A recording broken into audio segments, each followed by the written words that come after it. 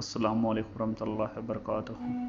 मोअज़्ज़ज़ सामीन, एक सच्चा वाक़या जो कि आप सल्लल्लाहु अलैहि वसल्लम के दौर में पेश आया, यहूदी के बेटे का। आज मैं आपको एक यहूदी लड़के की कहानी सुनाऊंगा।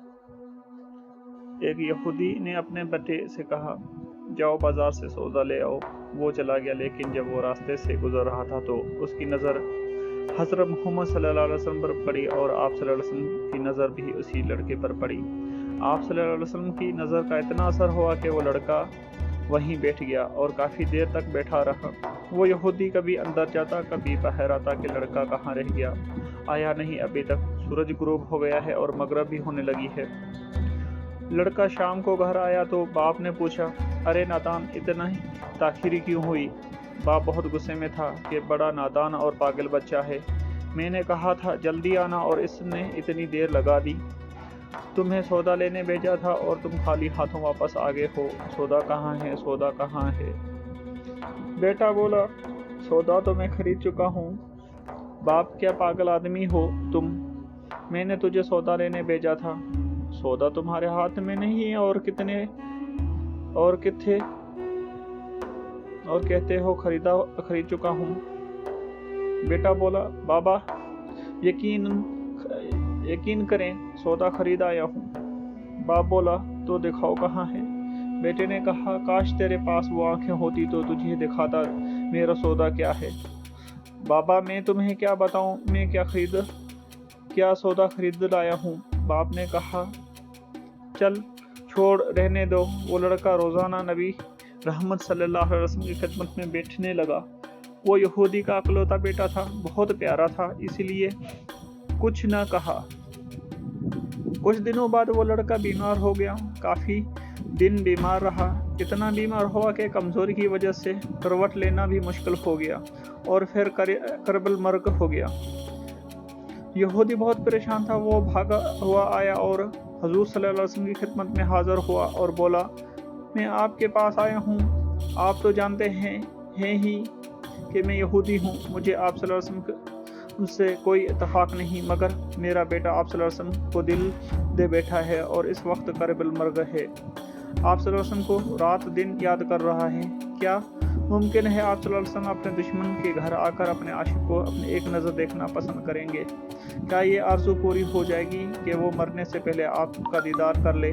वो किसी और चीज़ का आरज़ू नहीं कर रहा। आप सल्लल्लाहु अलैहि वसल्लम ने असहाबा से फरमाया कि तुम लोगों भी साथ चलो और जाकर अपने आशिक का दीदार करते हैं और इसी भी अपना दीदार कराते हैं। आखिरी लम्हा है, आंखें बंद होने से पहले हम इसे कुछ देना चाहते हैं। चलो चलते हैं। यहूदी के घर पहुँचे तो लड़के की आंखें बंद थी। हजूर सल्लल्लाहु अलैहि वसल्लम सरापा करम ही करम है। लड़के की पेशानी पर अपना दस्त मुबारक रखा। लड़के की आंखें खुल गई, जैसे ज़िंदगी लौट आई। जिस्म में ताकत आ गई, ना तवानाई में जवानी आई।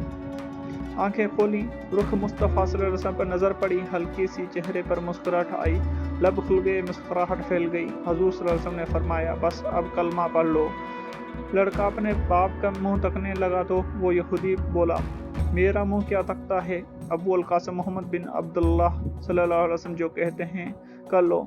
लड़का बोला, या रसूलुल्लाह सल्लल्लाहु अलैहि वसल्लम, मेरे पास तो कुछ भी नहीं। आप सल्लल्लाहु अलैहि वसल्लम ने फरमाया, बस तुम कलमा पढ़ लो, मैं जानूँ और जन्नत जाने। तुम मेरे हो जाओ, जन्नत भी तो मेरी है, जन्नत में ले जाना काम मेरा है। लड़के ने कलमा पढ़ा। जब उसके मुंह से निकला मोहम्मद रसूलुल्लाह, रूह परवाज हो गई। कलमे का नूर अंदर चला गया, आंखें बंद हो गईं, लब खामोश हो गए।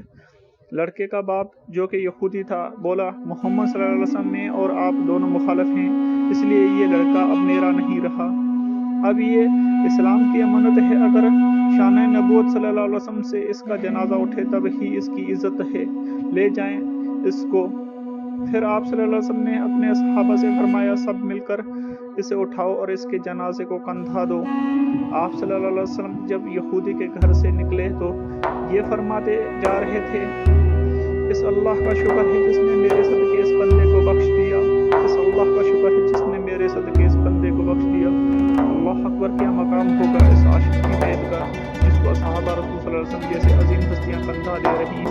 आगे आगे मोहम्मद सल्लल्लाहु अलैहि वसल्लम खुद हों। कब्र तैयार हुई, कफन पहनाया गया, हुजूर सल्लल्लाहु अलैहि वसल्लम कब्र के अंदर तशरीफ ले गए। कब्र में खड़े हुए और काफ़ी देर खड़े रहे और फिर अपने हाथों से आशिक की मैयत को अंदर उतारा। आप सल्लल्लाहु अलैहि वसल्लम कब्र के अंदर पंजों के बल चल रहे थे, मुकम्मल पाँव मुबारक नहीं रख रहे थे। काफ़ी देर के बाद आप सल्लल्लाहु अलैहि वसल्लम कब्र से बाहर आए तो चेहरे पर थोड़ी जर्दी छाई थी, थकन महसूस हुई। आप सल्लल्लाहु अलैहि वसल्लम से सहाबा पूछते हैं, या रसूलुल्लाह सल्लल्लाहु अलैहि वसल्लम क्या माजरा है, पहले तो ये बताएं। आप सल्लल्लाहु अलैहि वसल्लम ने कब्र में पाँव मुबारक मुकम्मल क्यों नहीं रखा? आप सल्लल्लाहु अलैहि वसल्लम पंजों के बल क्यों चलते रहे? तो करीम आका सल्लल्लाहु अलैहि वसल्लम ने फरमाया, कब्र के अंदर बेपनाह फरिश्ते आए हुए थे, इसलिए मुझे जहाँ जगह मिलती थी मैं पंजा ही रखता था, पाँव रखने की जगह नहीं थी। मैंने नहीं चाहता था कि किसी फरिश्ते के पाँव पर मेरा पाँव आ जाए। फिर सहाबा ने पूछा, आप सल्लल्लाहु अलैहि वसल्लम कब्र के अंदर क्यों गए, हम चले जाते? तो आप सल्लल्लाहु अलैहि वसल्लम ने फरमाया कि मैंने इस लड़के से कहा था तेरी कब्र को जन्नत बनाऊंगा, तो इसी कब्र को जन्नत बनाने कब्र के अंदर चला गया। तो फिर हुजूर सल्लल्लाहु अलैहि वसल्लम इतने थके हुए क्यों थे? फरमाया, थका इसलिए हूँ कि फरिश्ते और हूरें इस आशिक के दीदार के लिए आ रहे थे और मेरे वजूद से लग कर गुजर रहे थे, इनकी वजह से थक गया हूँ। सुभान अल्लाह। बहवाला सुनन अबी दाऊद जिल्द 3 सफ़ा 185 हदीस 3095।